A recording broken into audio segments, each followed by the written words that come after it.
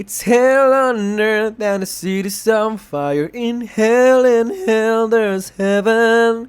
There's a bull and a matadors dealing in the sky. In hell there's heaven. Oh, oh, oh, oh, oh, oh, solo, solo. Vamos a...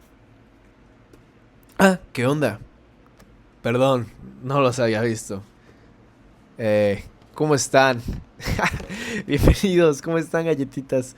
Bienvenidos a un nuevo capítulo de Carl Gustav Jung, el fundador, el inventor de la psicología analítica. Empezamos con, vamos a ver la vida, que son como 150 páginas, cabrón. ¿Qué pido con eso, güey? No mames, es un chingo. Pero bueno, aquí no venimos a quejarnos, aquí venimos a aprender. Y espero que les guste. Son como 11 páginas, tampoco es tanto, pero ya saben que es un chingo de texto. Pues bueno, espero que les guste. Bienvenidos a la vida de Carl Jung. Carl Gustav Jung. Y pues bueno, vamos a empezar. Espero que les guste. La familia y la infancia. Carl Gustav Jung nace en el tranquilo pueblo suizo de Kesswil, situado junto al lago Constanza, en el cantón de Thurgau, el 26 de julio de 1875. 2 años antes, sus padres, Paul Achilles Jung y Emily Preiswerk, han sido duramente golpeados por la prematura muerte del primogénito.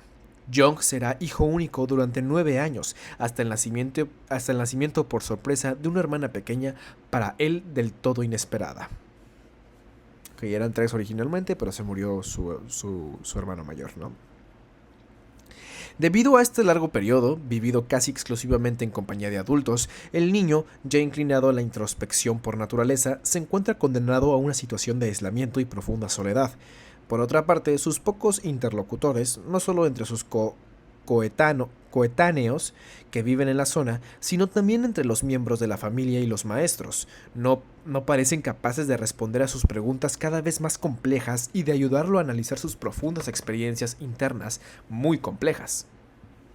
Por esta razón, a lo largo de los años, Jung empieza a aplicarse y a profundizar en la lectura y el estudio, haciendo descubrimientos determinantes para él. En ese primer periodo de formación se configuran, en un estado embrionario, las características fundamentales del investigador en que se convertirá. Un hombre que nunca va a dejar de investigarse a sí mismo, al mismo tiempo que siempre abre su mente a nuevos intereses y experiencias. La familia posee escasos recursos, procedentes de las actividades mal pagadas de Paul Achilles Jung, que es pastor protestante, hijo de un médico suizo que fue rector de la Universidad de Basilea. De su abuelo, hombre fuerte, brillante y muy activo, Carl Gustav toma el nombre, así como algunos rasgos de carácter. En los primeros años de vida, Jung se enfrenta a 2 transferencias de las que conservará unas pocas huellas en su memoria. 6 meses después de su nacimiento, la familia se trasladó a la rectoría de Laufen, cerca del Rheinfall, y en 1879 a una pequeña sección de la ciudad de Basilea, Kleinhöningen,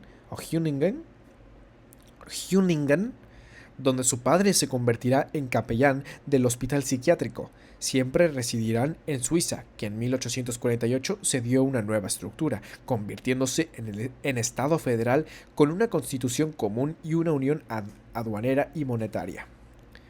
Desde su niñez, la relación de Jung con su padre presenta algunos aspectos problemáticos.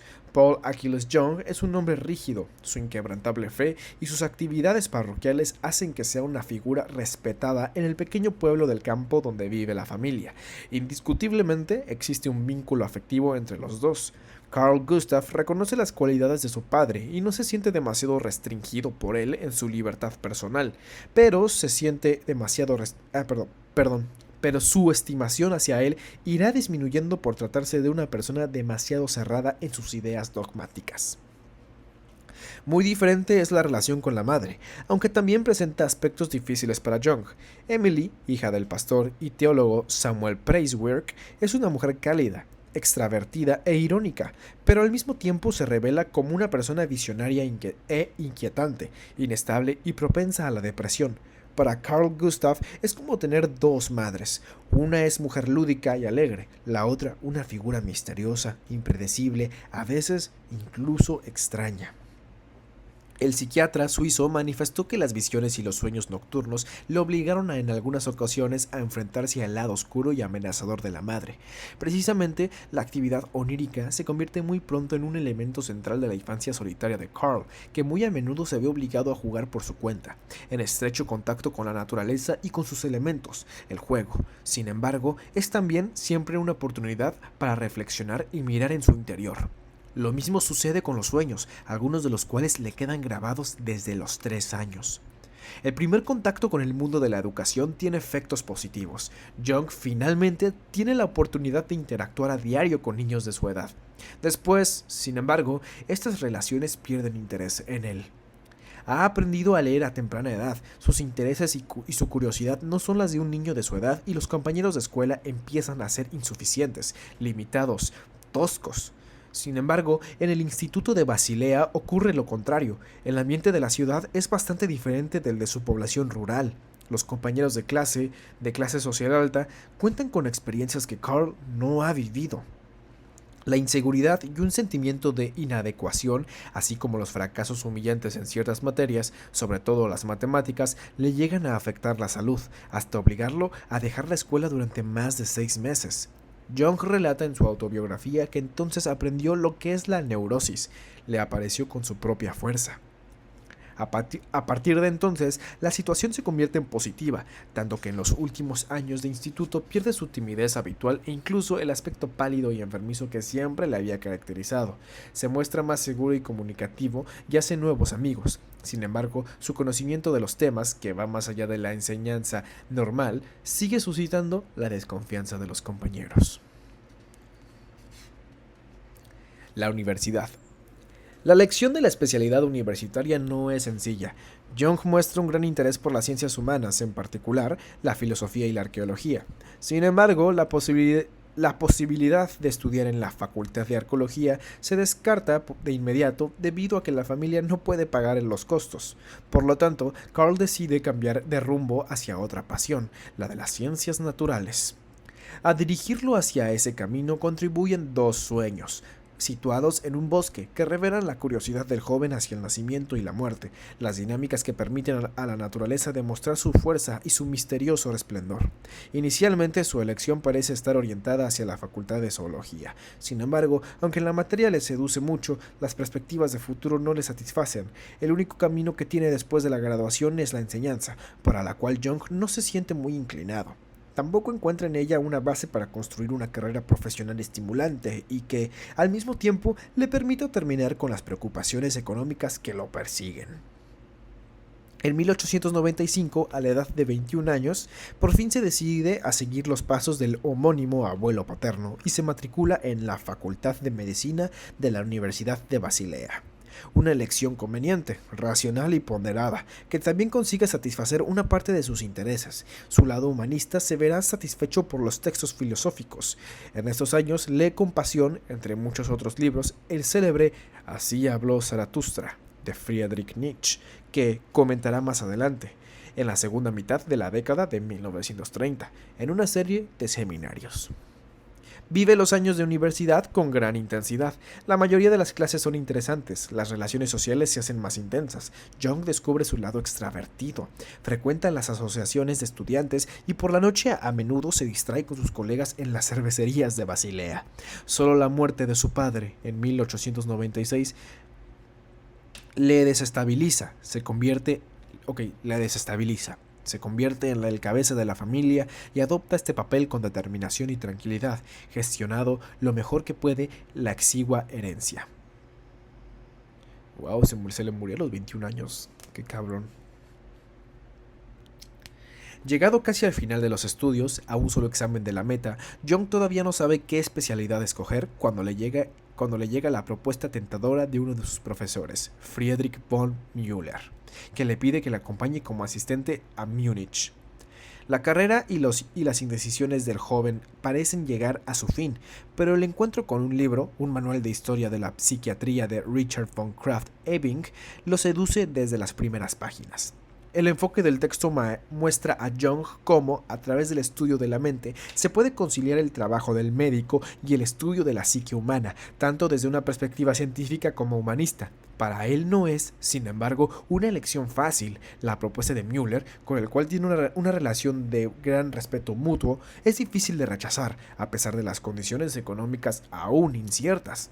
Por otra parte, la psiquiatría es una disciplina nacida recientemente que tiene poca consideración en los ambientes médicos, tanto que las personas que lo rodean, incluyendo a su madre, desaprueban su decisión. Jung, sin embargo, no se deja influir por el escepticismo general. En 1900, año en que lee por primera vez la interpretación de los sueños de Sigmund Freud, entra en el Burgosli, la clínica psiquiátrica del Hospital de Zúrich, para especializarse en psiquiatría. La decisión ha defraudado las expectativas de los que lo conocen. Chale. Pero la falta de prestigio de la disciplina queda compensado por el lugar donde se especializa Jung.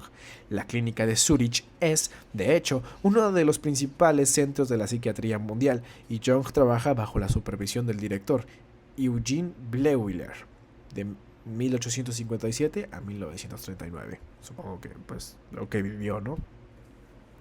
Un destacado exponente de esta rama de la medicina, que en aquellos años va a revolucionar los estudios de la esquizofrenia y del autismo. En los años de especialización, Jung transforma su estilo de vida, respeta los rígidos horarios, deja de beber alcohol y empieza, bajo la superficie de Bleuler, a desarrollar un método que difiere del de su maestro, utilizando el sueño como clave de acceso al espacio mental del individuo. En 1902 se traslada a París para seguir en el Collège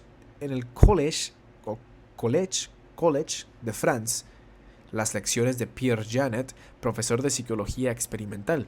El 27 de noviembre del mismo año discute su tesis doctoral titulada acerca de la psicología y patología de los llamados fenómenos ocultos, en la que analiza el caso de una joven prima medium, protagonista de una serie de sesiones espiritistas en las que él mismo participó. El texto demuestra, aunque tímidamente, el enfoque particular que va a caracterizar al académico. Interesa analizar el sujeto inconsciente desde ángulos inusuales. Emma Sabina Freud. En 1903, Jung se casa con Emma Rauschenbach, hija de un rico industrial de Schaffhausen. El matrimonio soluciona los problemas financieros del psiquiatra, que tendrá cinco niños de Emma en los siguientes 10 años.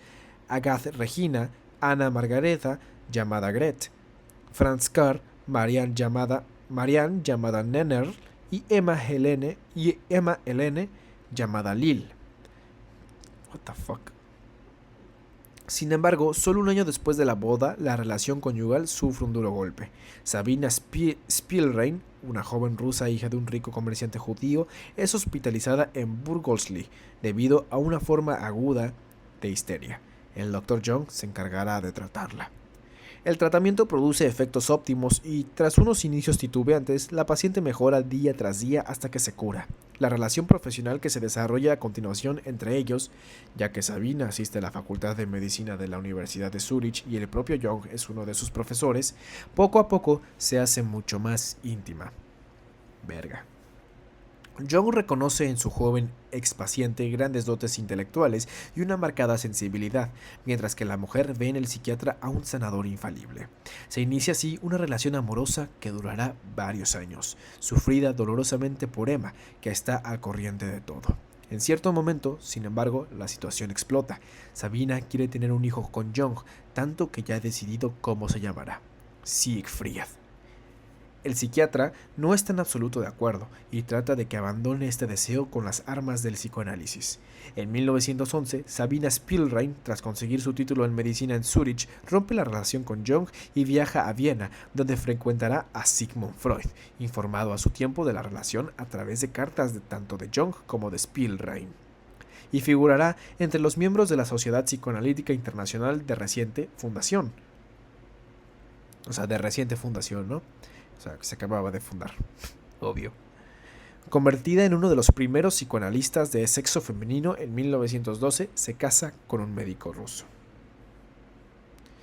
Mientras tanto, la carrera de Jung comienza a despegar. En 1905 es profesor de psiquiatría y médico jefe de la clínica de la Universidad de Zúrich. En el mismo año, gracias a la investigación realizada por el Laboratorio de Psicopatología Experimental fundada por él, publica acerca del diagnóstico psicológico forense. Comienza a practicar la técnica de la hipnosis, que sin embargo deja casi inmediatamente, y está cada vez más próximo a las posiciones de Freud, releyendo la interpretación de los sueños y los estudios sobre la histeria.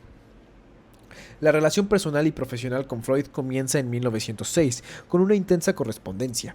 Al año siguiente, Jung envía a su importante colega, que es casi 20 años mayor que él, su última publicación, sobre la psicología de la demencia Praecox, un ensayo. El texto se centra en la comprensión y el estudio de la psicosis, sobre todo la esquizofrenia, que entonces se llamaba Dementia Praecox.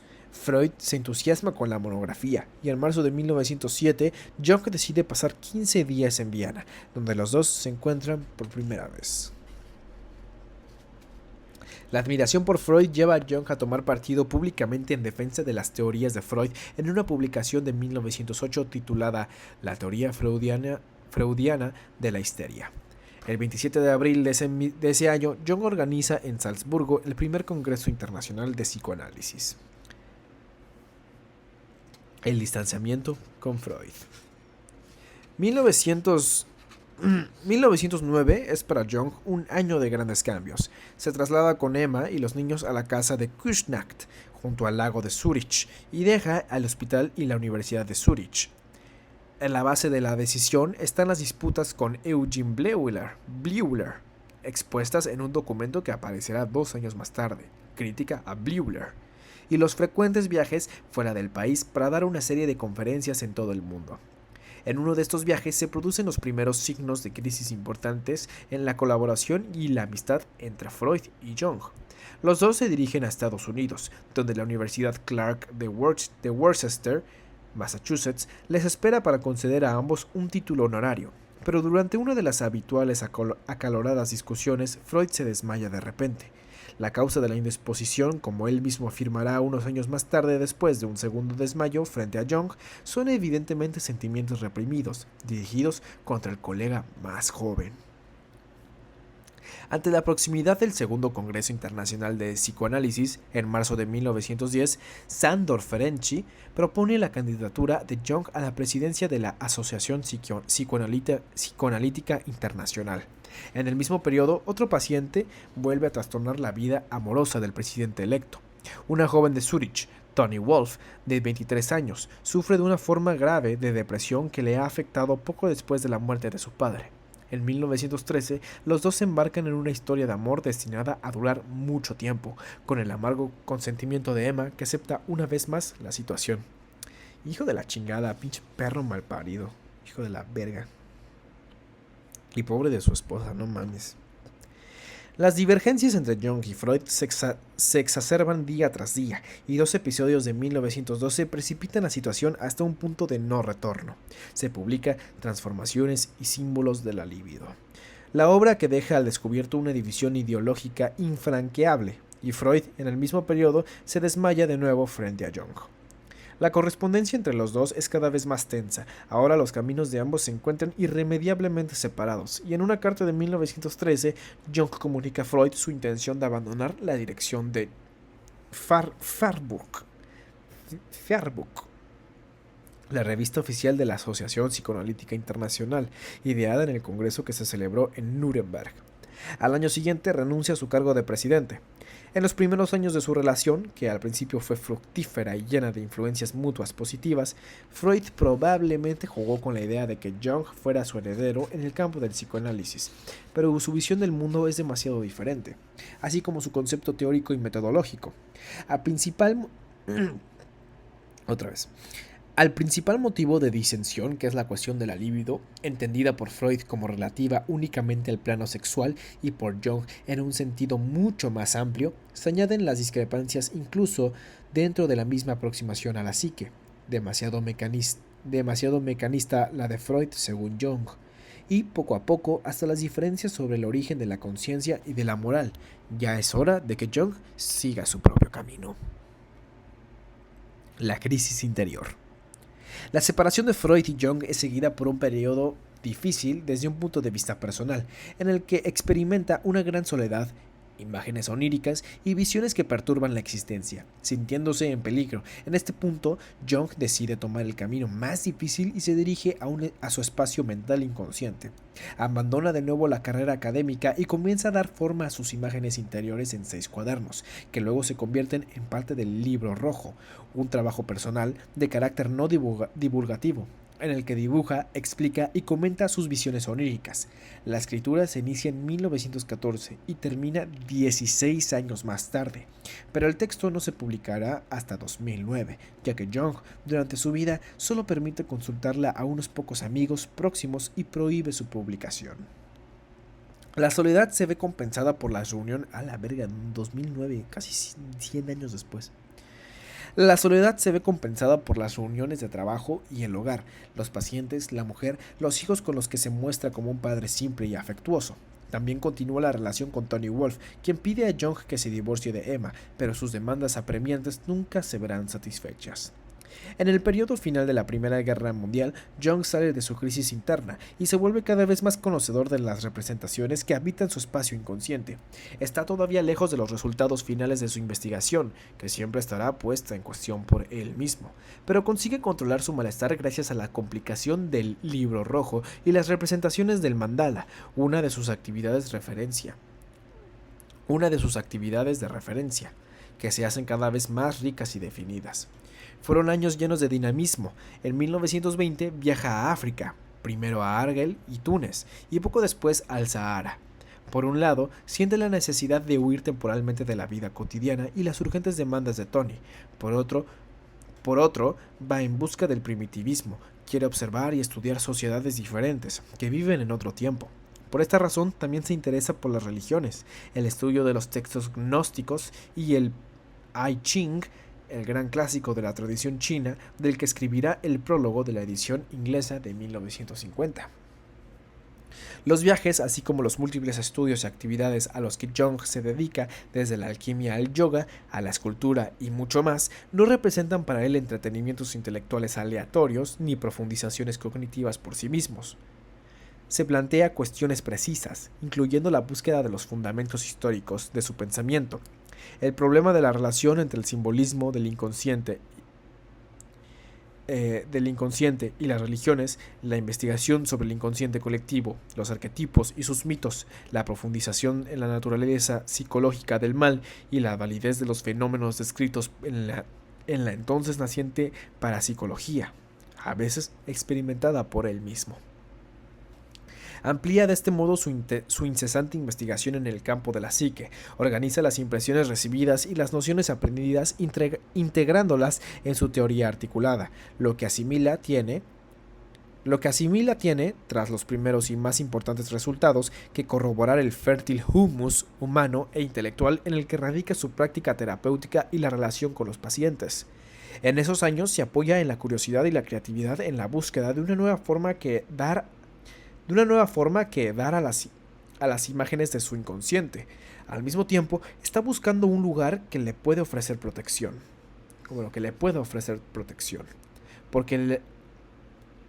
Porque el análisis introspectivo y el estudio tienen necesidades de soledad.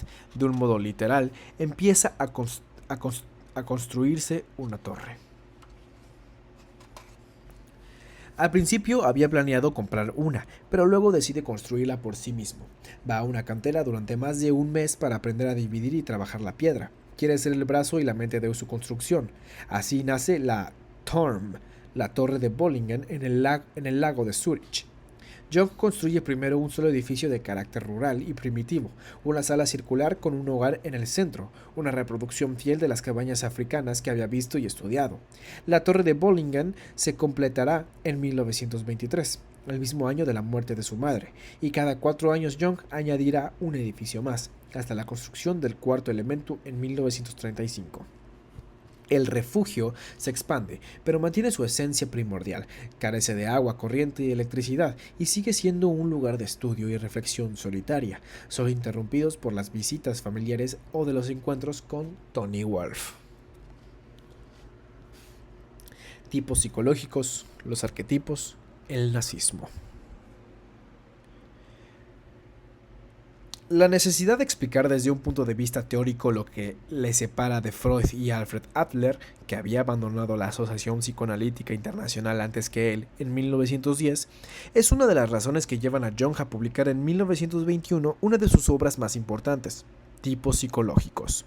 En la base de ese distanciamiento hay una serie de aspectos relacionados con la personalidad, el carácter, el comportamiento, la manera de relacionarse con el mundo, partiendo de estas premisas.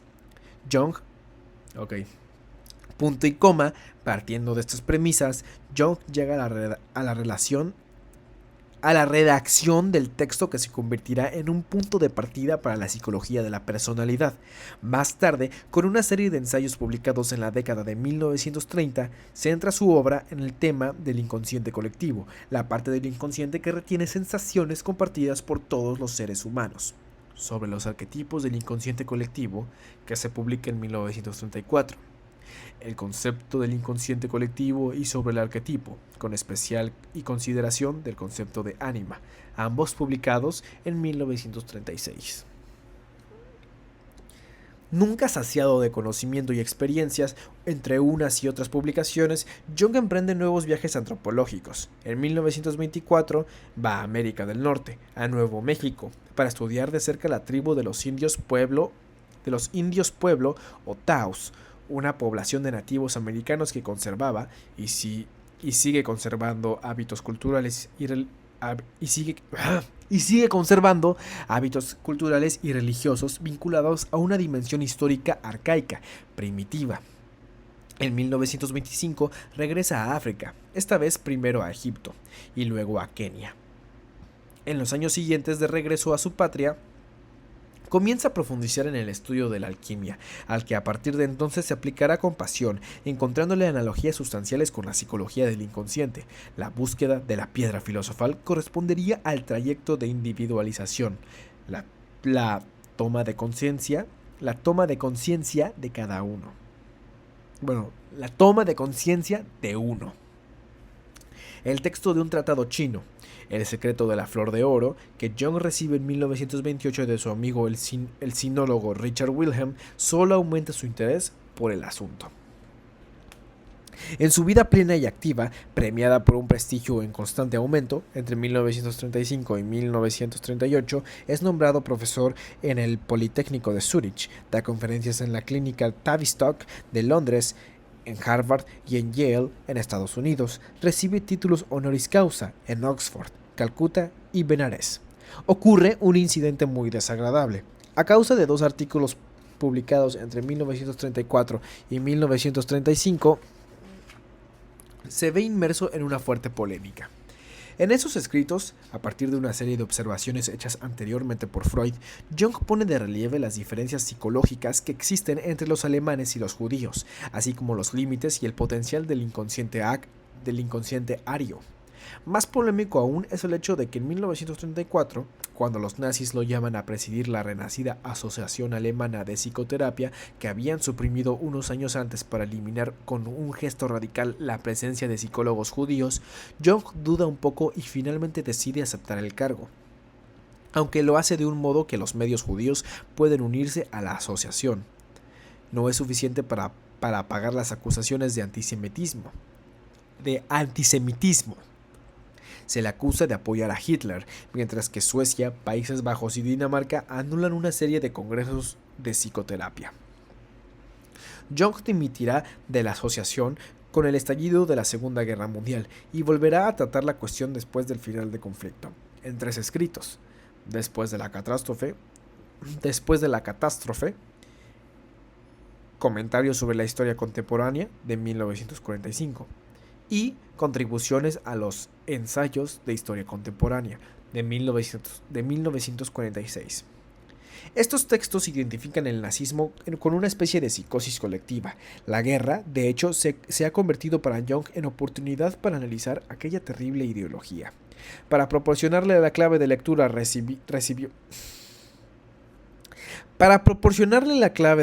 recibió a muchos alemanes en su despacho y reconsideró el fenómeno desde una perspectiva psicológica.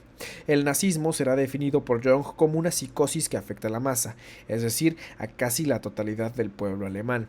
Esta patología colectiva se manifiesta sobre todo a través de un símbolo, el de Wotan, Odín, la divinidad más común en la mitología germánica tradicional, que se asocia comúnmente con la sabiduría, la racionalidad y sobre todo con la guerra. La mitología deja al descubierto la debilidad de un pueblo que sobreestima a su líder político, visto casi como una encarnación viva del dios, y ese símbolo es capaz de rescatar la imagen de una nación destruida por la Primera Guerra Mundial. Con la publicación de estos escritos se cierra, al menos parcialmente, la polémica sobre las supuestas tendencias filonazis de Jung. Los últimos 20 años. En los últimos años de la guerra, en 1943, Jung abandonó la cátedra en el Politécnico de Zúrich. Es nombrado profesor de psicología en Basilea, pero un año más tarde decide abandonar para siempre la enseñanza, en parte debido a los problemas de salud que tendrán una evolución grave. Al año siguiente, un infarto y una trombosis pulmonar ponen en grave peligro su vida. La muerte está cerca y Jung se acerca a ella con una serie de visiones. Explica, entre otras cosas, que ha tenido la sensación de abandonar definitivamente la vida y ver la Tierra desde lejos, desde 1500 kilómetros de distancia, pero aún no ha llegado su hora. La administración de oxígeno y las inyecciones de alcanfor lo restablecen. A pesar del preocupante estado de salud, en ese mismo 1944 publica Psicología y Alquimia. Tiene otro infarto 2 años más tarde, pero Jung es un hombre fuerte y se recupera en un plazo de 3 meses. Se dedica entonces a la creación del Instituto Carl Gustav Jung, fundado en 1948 en Küsnacht, la ciudad en el lago de Zúrich, donde vive desde hace muchos años. Gracias al trabajo en equipo con sus más cercanos colaboradores, Marie-Louise von Franz, Aniela Jahve y Yolande Jacobi. El instituto, cuya presidencia Jung asume desde su fundación hasta 1961, el año de su muerte, tiene como objetivo formar especialistas interesados en las temáticas junguianas y realizar investigaciones relacionadas con temas de la psicología analítica. Cuenta con una biblioteca que consta de más de 15.000 volúmenes y hasta la fecha sigue siendo muy activo. Con todo, Jung continúa escribiendo, y en la década de 1950 ve la luz una importante serie de obras. Aion, en 1951, Símbolos de transformación y Respuesta a Fauve, ambos de 1952. Estudios sobre la sincronicidad, y sincronicidad como principio de conexiones casuales.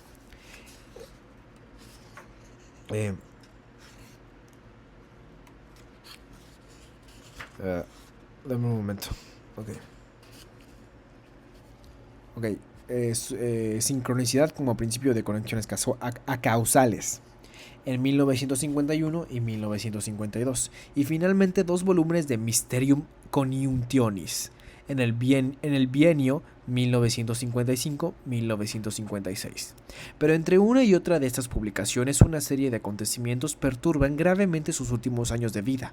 La muerte de Tony Wolff en 1952, otra violenta crisis cardíaca en 1953 y la pérdida de su esposa en 1955. Después de la muerte de Emma, Jung vive con Ruth Bailey, su ama de llaves, que se convierte para él en una especie de compañera. Su soledad es, sin embargo, a menudo interrumpida por las visitas de personas que lo consideran como un guía espiritual y los encuentros con sus hijos, nietos y bisnietos que a menudo le visitan. Murió en paz unas pocas semanas antes de cumplir 86 años, el 6 de junio de 1961. Sus cenizas se depositaron en Küsnacht, en la tumba de la familia. Oh my god, what the fuck. Sí duró un chingo esa madre. No sé por qué me tardé tanto. Bueno, sí. Y eso que leí bien pinche rápido, cabrón. No mames. Pues bueno, espero que les haya gustado. Eh, Espero que les haya encantado. Espero que les haya entretenido.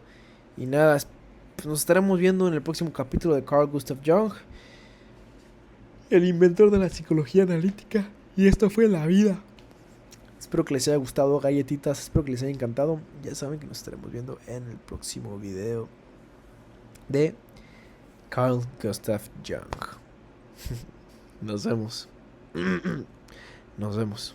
Gracias.